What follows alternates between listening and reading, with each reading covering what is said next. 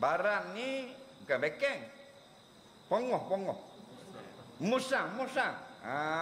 Bekeng lain. Musang. Lambat ada salah aja, temper tinggi. Nak buat lagi, mudah marah, mudah mengamuk. Itu panggil barang. Jadi nak buat guna orang barang ni. Orang barang ni tohut dalam barang.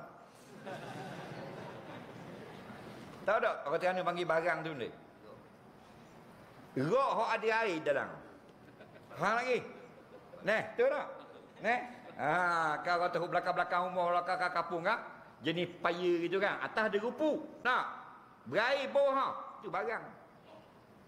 Jadi panah barang ni Nabi kata ni, man ghadiba falyatawadda.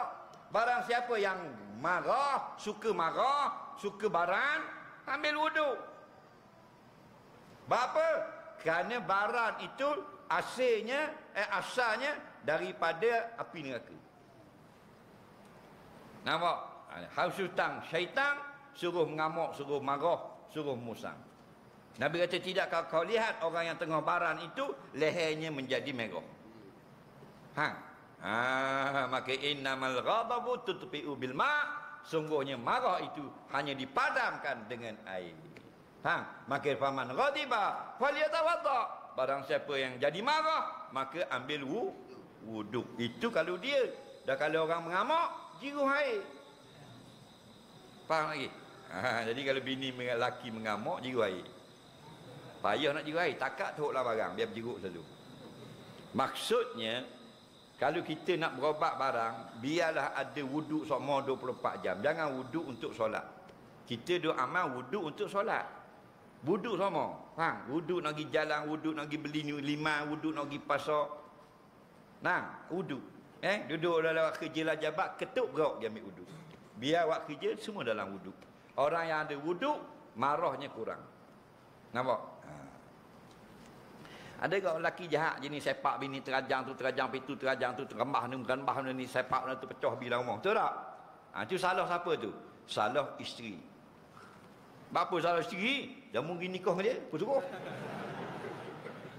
Mu tak tengok molek tu. Dia kita tu tengok Misa, comel tengok Misa. Misa nak buat korok apa? Nak nikah dengan orang lelaki 6 bulan kaji perangai dia. Tanya jabat dia perangai lagu mana, tanya surah dia pergi, tanya hak kaya kerja, kalau bawa lori tanya tokai lori, macam mana kawan dia, macam mana perangai dia. Sebab apa? Sebab kalau kita nak beli kasut, sifat, sodek, berapa kali pilih? Ni nak jadi suami kita, nak buat tak kata, tidur sebatang dengan dia, berok selubang. Takkan tak pilih? Kita nak tahu macam hari itu molek. Pandai apa jawab. Memang molek orang lelaki dia nak ke orang puang, dia tunjuk tak perangai sebenar dia. Tak. Dia mari dia mah, Assalamualaikum. Aduh. Padahal bapak peropok. Tahu tak? Jangan tengok depan mau, tengok di belakang. Okey? Tanya dia kerja jabat mana? Kerja jabat Aiwang, jabat Natang. Kita tanya pengarah dia, pegawai dia. Ni betul kerja sini? Betul kerja sini.